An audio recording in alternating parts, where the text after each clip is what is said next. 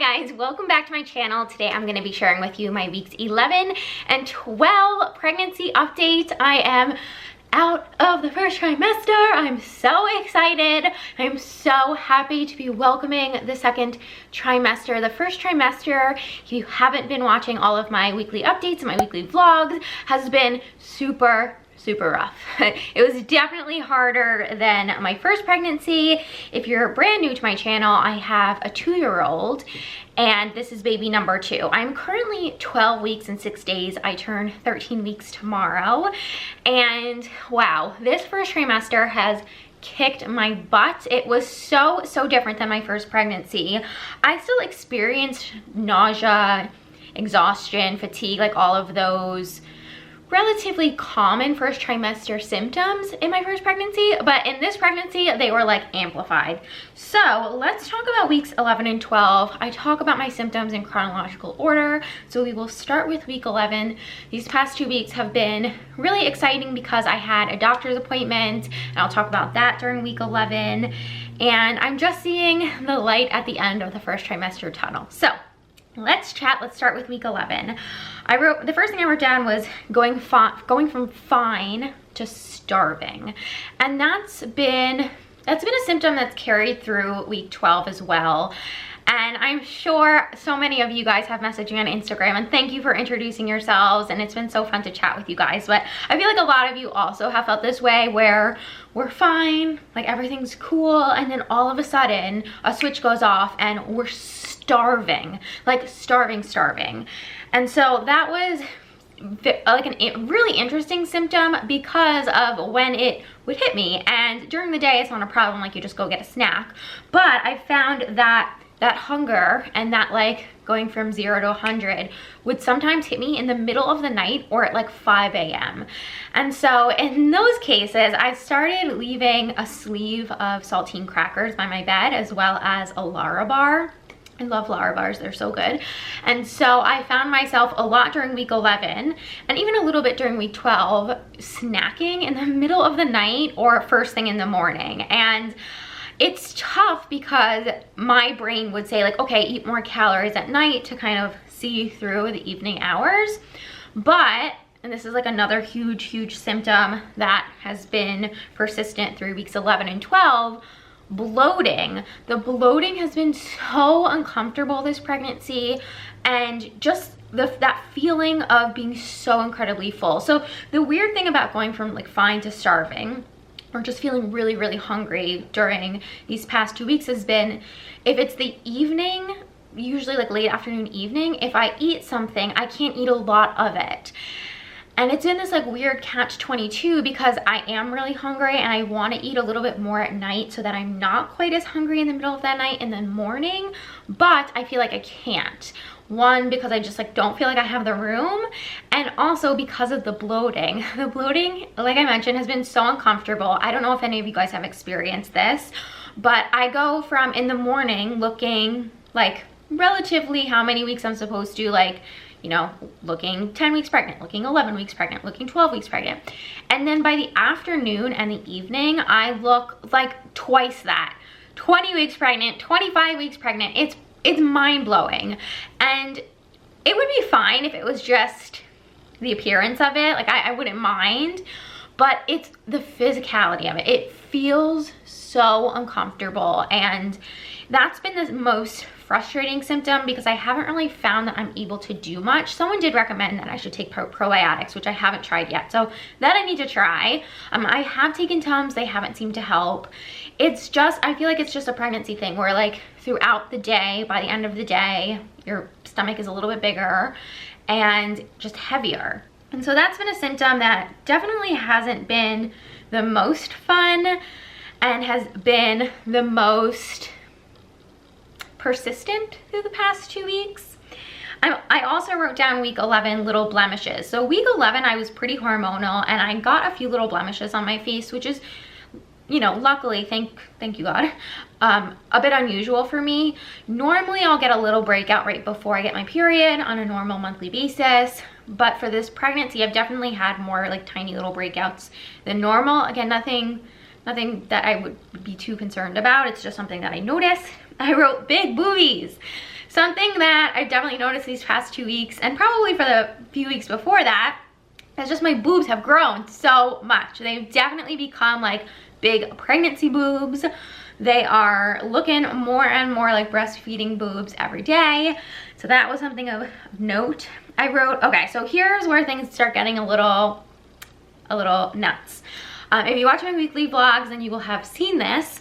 So week 11, day 5, I felt so sick at night and could barely stand up. So this was like, I don't know what triggered it. There's nothing that I ate that I could think of that triggered it. There's nothing, like, it's not as if I had this like huge excessive meal. All of a sudden, week 11, day 5, I just felt so sick.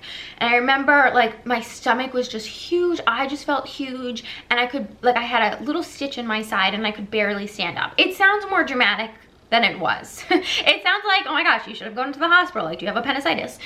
It sounds more dramatic than it was. It just felt really uncomfortable. So I went to bed that night. The next morning I woke up, so it's week 11, day 6, and I woke up and I felt a little bit better, but I still felt really, really bloated. And that's unusual because normally, like I mentioned, I'll wake up and things will have calmed down. I'll look relatively how I'm supposed to look, and then by the end of the day, again, I get that big bloat. But this morning I still felt really bloated and really uncomfortable. I had indigestion all day long and I just felt so big. So then that evening, Hugo eats dinner around 6 o'clock and I tapped out of that. I was like, Jeff, I need to go lay down. Is it okay if you give him dinner?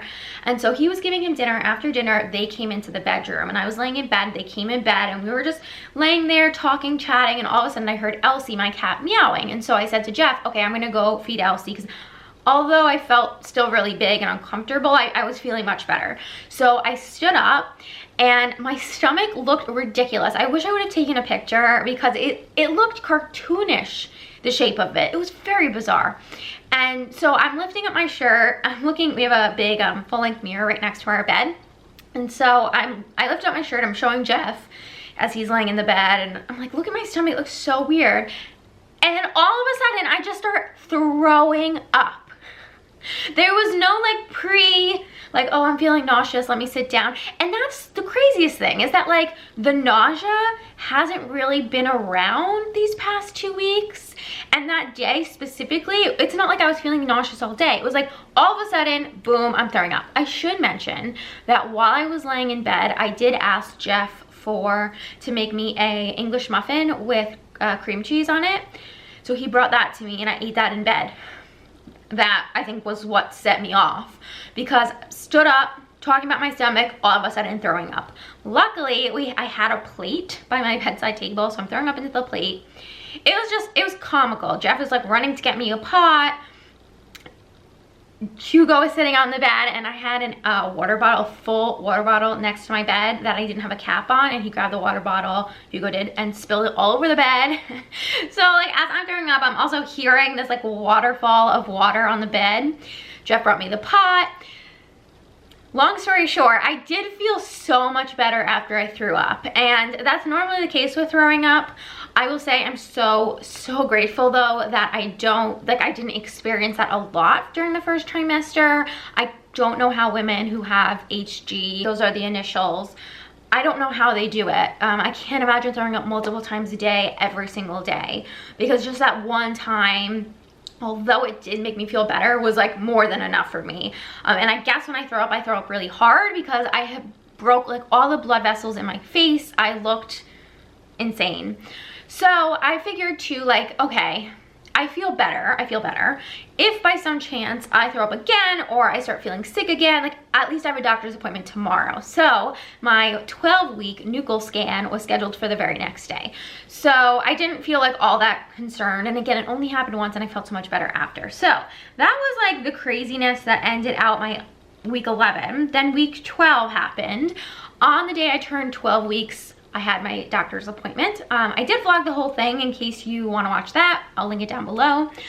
So I will talk about my 12-week doctor's appointment in short, or as short as I am capable of. So it was my 12-week Nuchal Scan.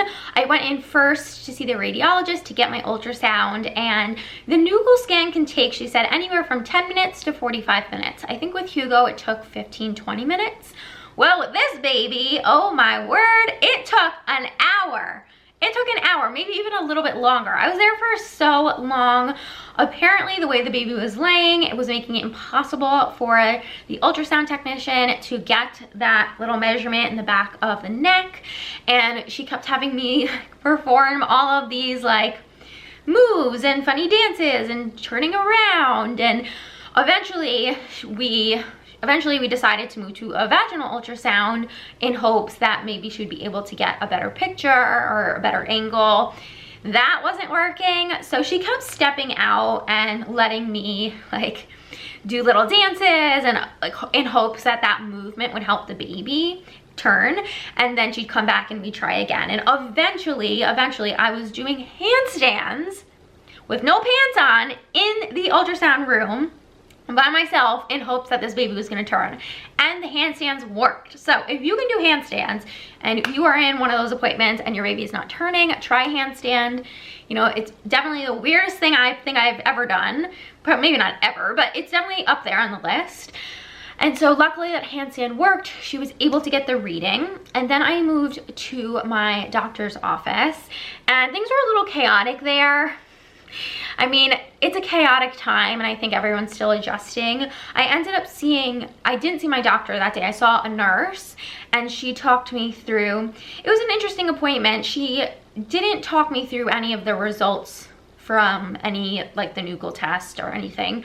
She just talked me through kind of like pregnancy, having a baby 101, which I thought was interesting being that I've already had a baby, but it was a nice refresher.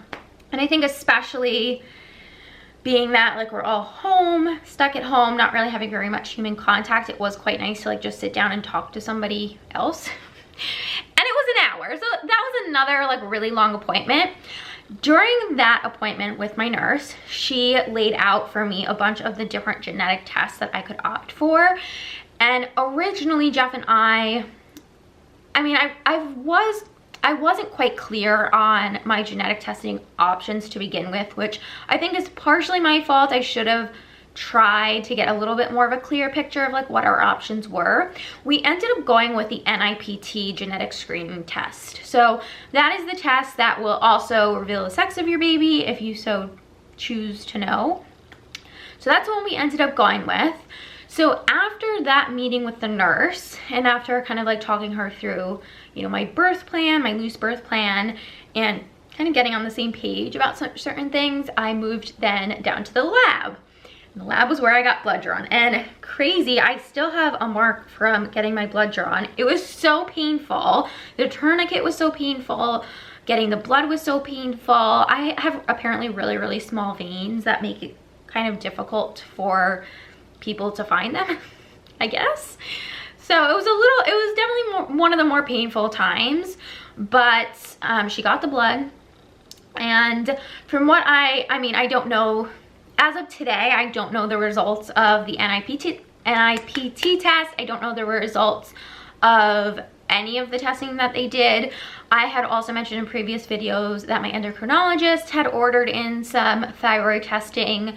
If you're new here, I have Hashimoto's disease, and so we're trying to figure out if my thyroid is producing enough thyroid hormone, and if it's not, I will probably have to go on some medication during this pregnancy.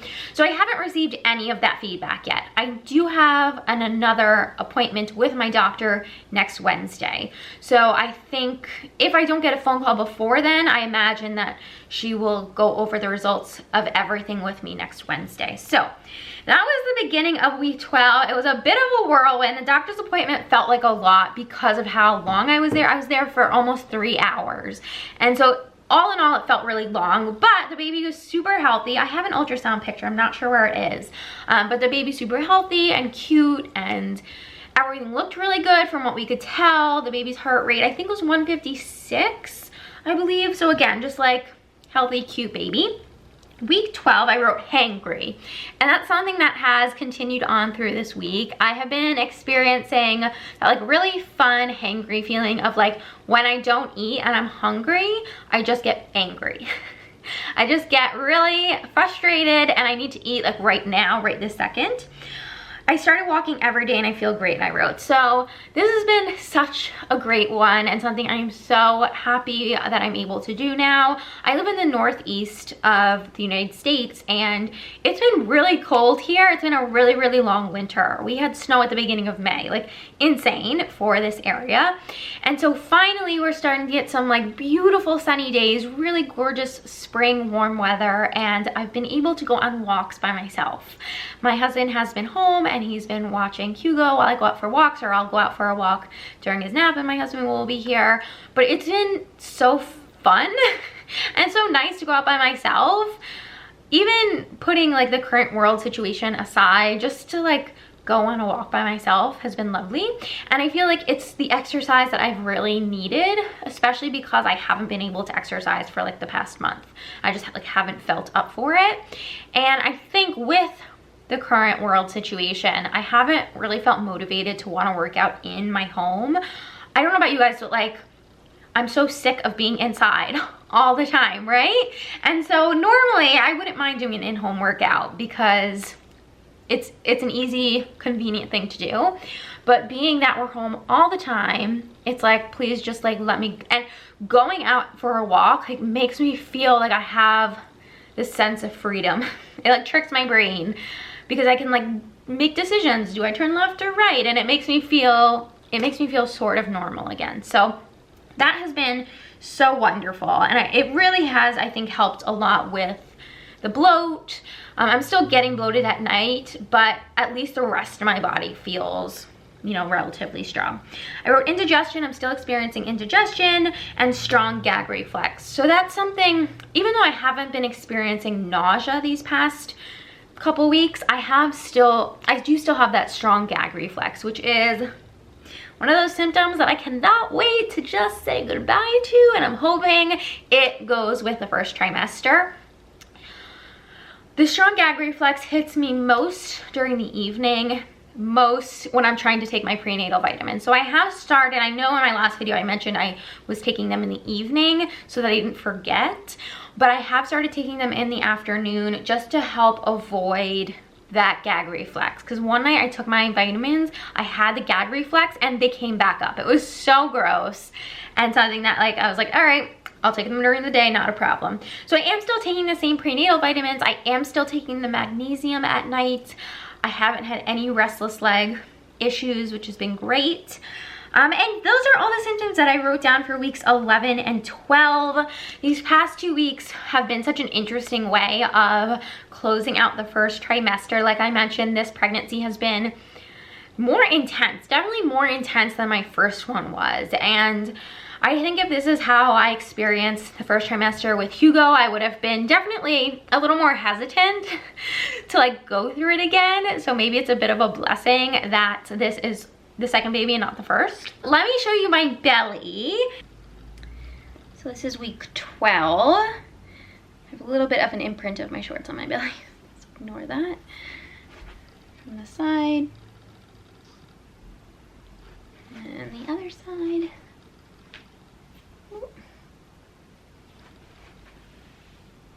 Alright guys, and that is it for my weeks 11 and 12 pregnancy update. If you have any questions about the first trimester, about these past couple of weeks, about any of the testing I got done, definitely leave it down in the comments below. I know that a big question has been like, are you going to find out the sex of the baby? Because you can with the blood test, and we're still a little bit undecided on that. But I will definitely be doing some sort of gender reveal on my channel and sharing that news with you guys. So definitely make sure you stay subscribed, share this channel with a friend, give this video a thumbs up, and I will see you at my next one. Bye guys.